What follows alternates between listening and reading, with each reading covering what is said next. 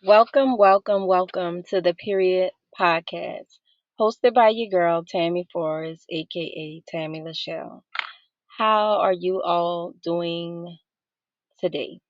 Well, tonight, because it's around 9:28 p.m. So how are you guys doing tonight? I pray that all is well. I pray that you've had an amazing weekend and that your week is off to a great start and you're ready to just tune in, hang out with me for a little while, and chat. It's a conversation about periods. So join the conversation. Tonight, I want to talk about some things that I briefly mentioned in my very first episode. This is still, I want to say, I'm still going to call this episode one, but session three. So, in my very first episode, the session one, the miseducation of menstruation, um, I talked about briefly about like my diagnosis, why I started the Period Podcast, what motivated me to start the Period Podcast, and what motivated me to start the Period Podcast was just like my being miseducated on the topic of menstruation for so long. And I am just learning in my later age so many things about menstruation, and I am still learning so many things about menstruation.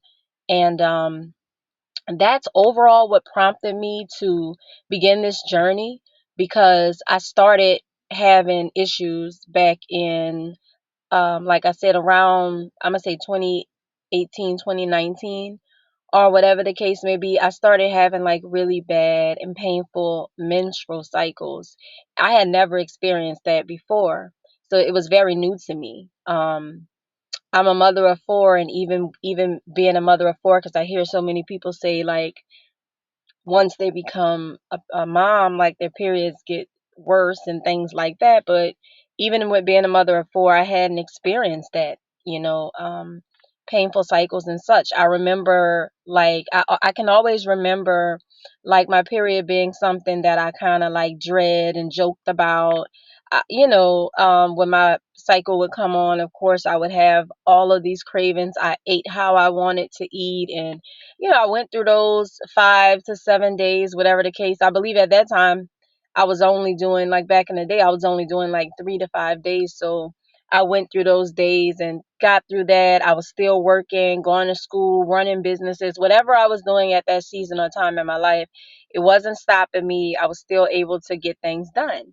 Well, flash forward to, like I said, about 2018, 2019, 2020. And up until now, it's like everything has changed with my cycle. I have painful periods.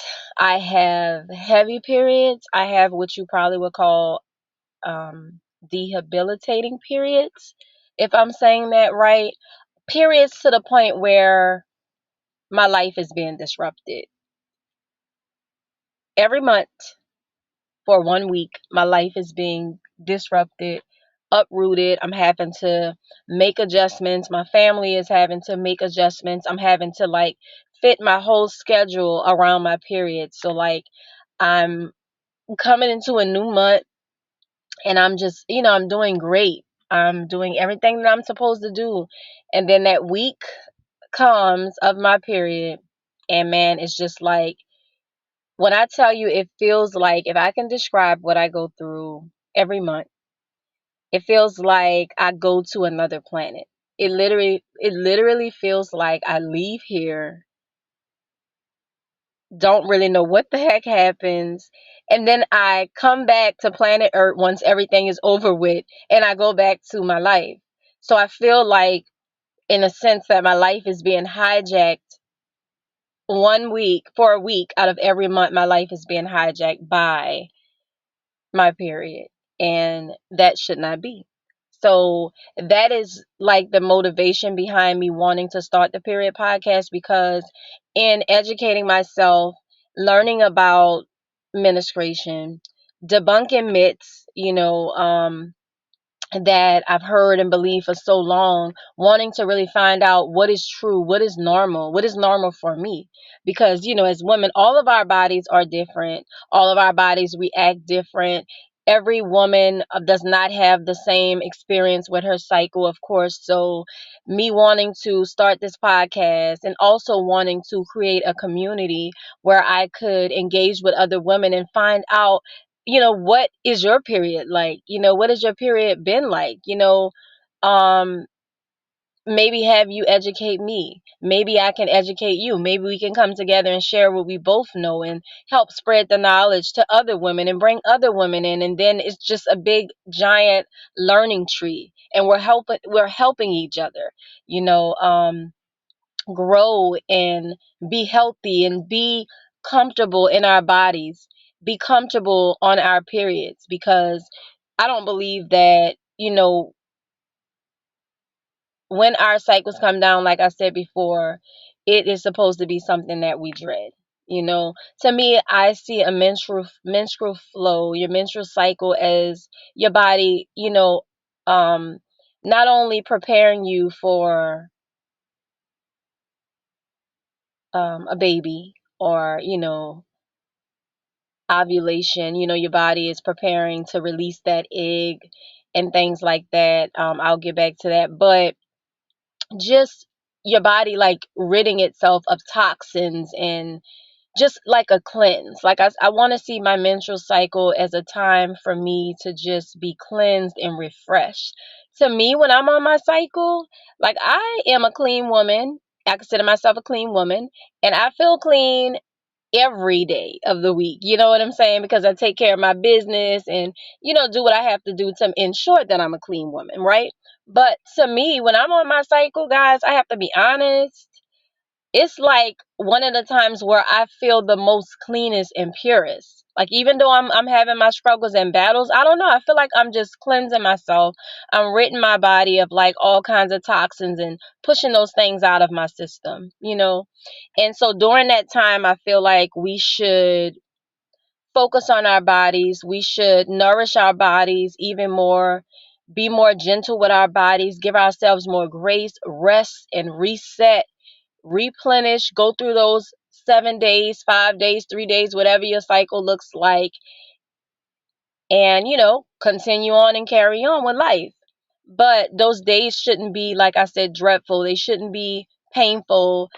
They shouldn't feel like, your life is getting hijacked. So basically, like I said, that is why I started this podcast. That is why I went on this mission.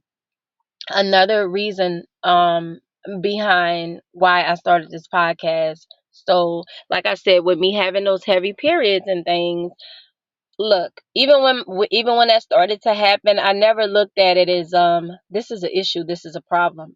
I just didn't, cuz I was so used to. I grew up watching my mom have heavy cycles. I grew up watching my mom, witness my mom having anemia, even though I didn't back then. I didn't know, what that was that she was dealing with. Grew up watching her eat cups full of ice, you know what I'm saying, changing multiple pads, wearing two pads. I grew up watching that. And countless other women in my family. I grew up, even my mother-in-law, just I grew up, and just being around women, seeing that and witnessing that, and just thinking, okay, this is normal, this is how a period is supposed to be.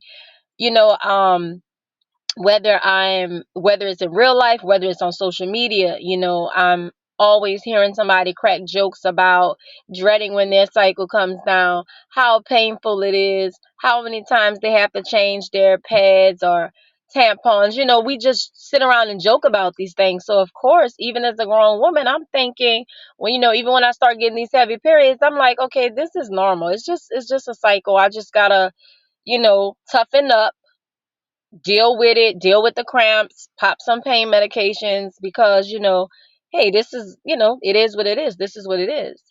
And like I said, it wasn't until 2020 when the pandemic happened, and we were pretty much forced us to quarantine and stay in our homes or whatever the case may be. So to me, that's when I really got keen and quiet with myself and really started to pay attention to my body.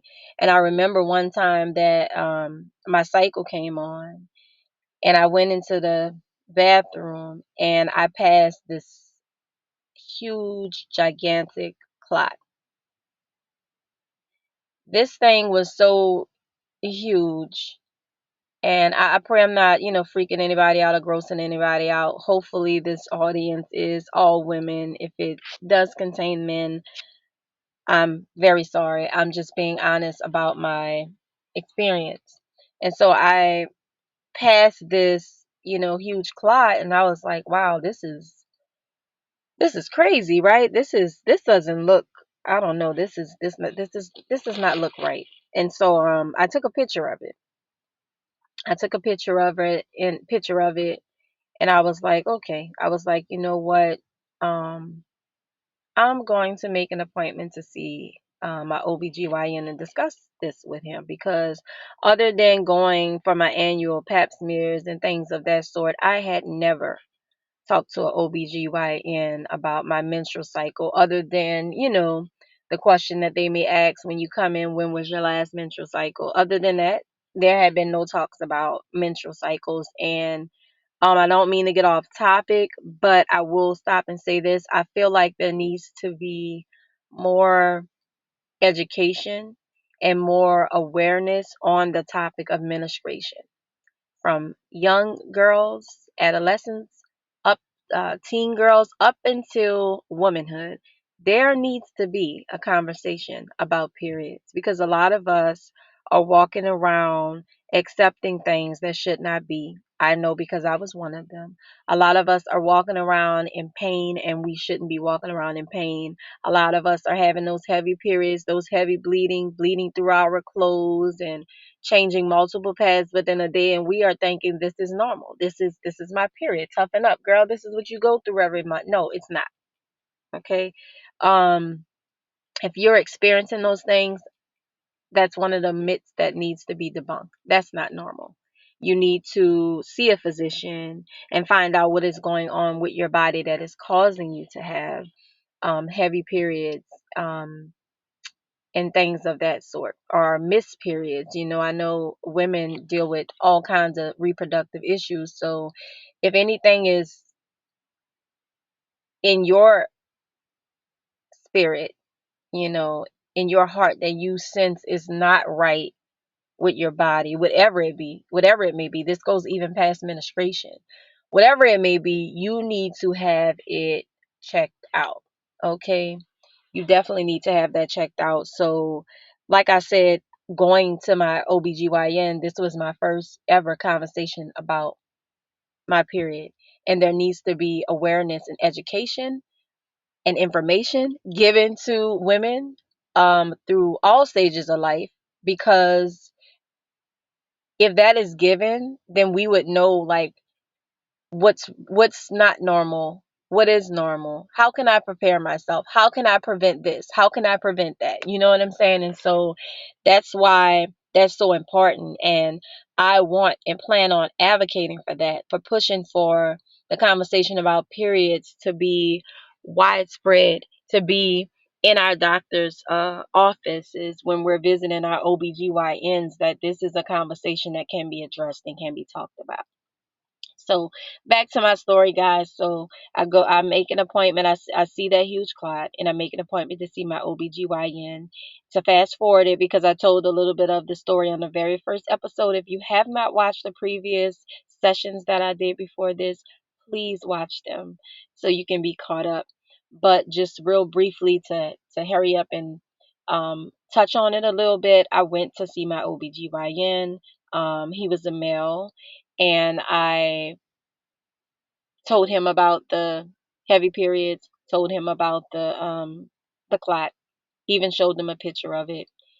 He just basically recommended that I take ibuprofen, that I take about four of them so that it can equal prescription strength, that I take them if I know when my cycle is coming down, that I take them maybe about 2 or 3 days before my cycle comes down so it can already be in my system because ibuprofen stops, heavy bleeding. And he said, you know what, you should be fine. And that was it. I never, um, nothing else was done.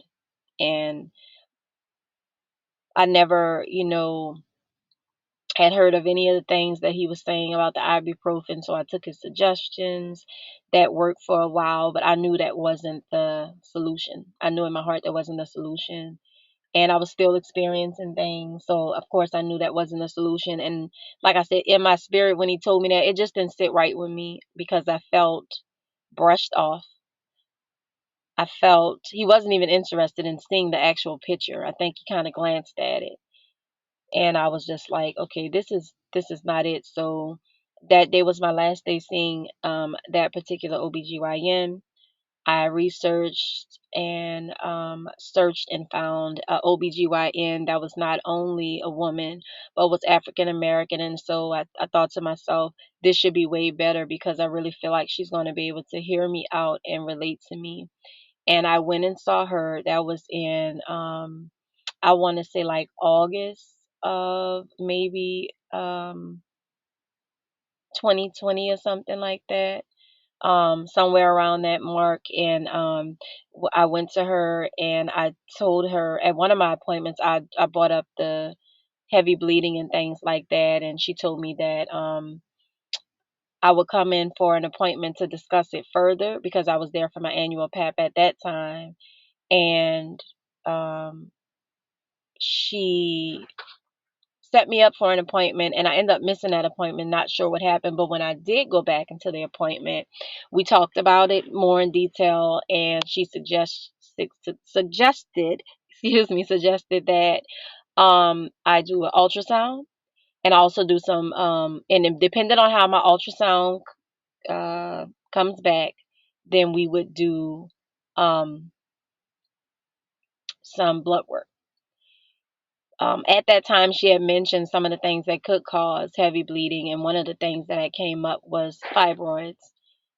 Had never really heard of fibroids up until recently. Like like I said, one of my siblings, one of my sisters, my oldest sister, um, dealt with fibroids, and I know of some celebrities, like I said, that dealt with fibroids, like Toya Wright, Quad from Married to Medicine, Cynthia Bailey from Housewives, like that, so I wasn't really educated on it or whatever. So I went, fast forward to, I think it was in October of 2022, I had an ultrasound done. And after that ultrasound, I went back in to talk to the doctor to talk over my results, and she said, "You do have fibroids." And so what I found that I had four fibroids that were very small. They're all about 2 point something centimeters each. And so the course of action was from there to um, take some blood work, if and see how they're affecting my blood work for is like she wanted to check my thyroids, wanted to check my iron levels, things like that. So from there I got our blood work done, and then after I got that blood work, I completed my blood work. Those labs came back, and she was like, "Yeah, you're iron deficiency anemia. We're going to have to refer you to hematology." So from there, guys, I went to hematology, took some more blood work, and yep, he says you're iron deficiency anemia. What do you recommend? He says, well, I would recommend. Now, mind you, I have been not mind you because you guys don't know, but years ago I had been diagnosed with anemia because they said that my iron levels were low, and that was just from like my regular physician, right? Um, I'm not even sure when that was. That might have been like 2016, 2017 when I got some routine blood work done. And they said that my iron levels were low. Not really low, but they were low. So I was already on iron pills that I had never taken. I would get those things refilled and would never take them. And so I explained that to my hematologist that I did not take iron pills that I had been prescribed. And I had also told him that I was vegan at the time. I'm a flexitarian, guys. I do not eat meat. Okay, I occasionally I do eat seafood, so I don't like to put labels on anything. So I'm not gonna sit here and say I'm a vegan, I'm this, I'm that. I'm not a this or that child. I am a foodie. I love food, and if I want it, I'm gonna eat it, and that's just what it is. But I am on a journey for a healthier lifestyle. Okay, so that's just it. I'm just on a journey of a healthier lifestyle, but I was explaining that I really don't eat meat. I don't eat any red meat at all. Um I wasn't eating any meat at the time. Occasionally I may have a piece of chicken, you know, but I'm really like seafood and just plant-based completely pretty much. So at that time he had told me he suggested that I get the iron transfusion. I wanted to educate myself more on that. Of course, I wanted to pray about it. And of course, I wanted to try to see how I would do with getting my levels up myself. And so that's what I told him I would do. And I told him I think I had to see the OBGYN in a few months, and then I would see him back in a few months. And he said, well, if you come back and your iron levels are still low, then we'll move on with the transfusion. So when I left, I started just taking my iron pills, things like that, or whatever the case. So those months came again, which was this year in April. I redid my ultrasound. So the ultrasound. Wait, I forgot one detail. Along with that ultrasound where I had found out that I had the 4 fibroids in October, I also found out that I had a cyst. Okay, a simple cyst on my ovaries, on my right ovary. Um, so in April of 2023, I took those ultrasounds were repeated. So I had good news, guys. There was no more cysts on my ovary. That cyst was gone. So praise God. And good news was nothing had changed with the fibroids. Okay, so I was kind of like bittersweet about that because I want them gone. I wanted them gone. Um, so nothing changed with that. So that's like good and bad news. Bad news, they're still there and they gotta go. Good news, they didn't grow. They're not getting larger, right? And so I was like, okay, I'm gonna keep on doing what I'm doing. I'm exercising, I'm eating better, and I'm also working on my iron. I had really been working on my iron, so I thought. So when I went to have my lab work repeated for hematology, my iron levels were even lower than they were, that last year. And so I was like, oh my God. And so, of course, he started saying about the iron transfusion. And I was telling him about things that I was eating. And he said, nothing that you can eat, nothing that you can do will bring your iron levels up on your own. But baby, I'm a believer and I'm a challenger. And so, for some reason, and to each his own, but for some reason, for me, I just couldn't get right with the iron transfusion. I just couldn't. Like I prayed about it and I still didn't have a peace with it. And so I'm like, okay, I'm gonna go at this again. I actually searched for me some vegan supplements. I found some vegan iron pills and that's what I'm currently taking. And I won't give too much away because um I had some labs done recently and I need to do some follow up work to confirm completely. But when I had took some labs in September, um, it confirmed that what I am doing is working because my hemoglobin was up, my iron was up, and things like that. So I'll catch you guys up to speed soon, as I get some more information, soon as I have my labs repeated, because I am planning on making my OBGYN appointment. I don't know if they're going to do ultrasound or not, repeat ultrasound or not, because they did say no further imaging was needed back in April. So I'm not sure, but I do plan on getting that ultrasound repeated at some point, and then, of course, having my blood work repeated at some point as well, very soon, hopefully before this year goes out, and I can share with you guys and catch you guys up to speed on what's been going on. I'm almost running out of time, so what I want to get back to, I had that good news that the ovarian cyst was gone. Praise God.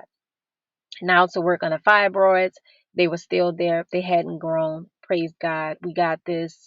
We're going to keep on confessing. We're going to keep on praying. We're going to keep on eating right, using wisdom, doing what we got to exercise and taking care of our bodies, doing what we got to do. When I got that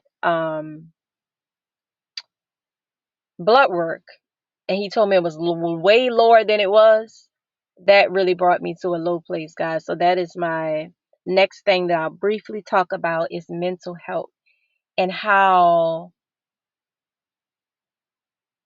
your body, and when you're dealing with something in your body, sickness of any sort, how it can affect your mental health, and just how you can keep yourself in a good place, because I had got in not such a good place after that. Like, I was like, man, I was so sad, because I was like, I really thought that I was doing so well in that area, and I was so disappointed, and I was like, Lord, it just seems like I'm fighting a battle that I can't win. And then I had to remind myself that it is God who is fighting this battle for me, and I only need to be still. And that's being still, as in trusting him, not being moved by what I see, not being moved by what I hear, not being moved by what I feel. I made a decision a long time ago when I first started this journey with God. God, I trust you. And I'm not going to be moved. I told him I'm not going to be moved by what I feel. I'm not going to be moved by what I hear. I'm not going to be moved by what I see. I'm only going to be moved by your word, your promises, what you've spoken to me, and what I believe to be true. And that's how I got myself out of that dark place, because I got into a bit of a dark place after that. I was like, man, I'm really trying my hardest, but it's like, God, it's not in my own strength. It's in your strength, and it's in your timing. So I'm going to trust the process, because I felt, you can feel like when you're dealing with something in your body, you feel like your body is betraying you. Like, that's how I feel every month. I feel like my body is betraying me.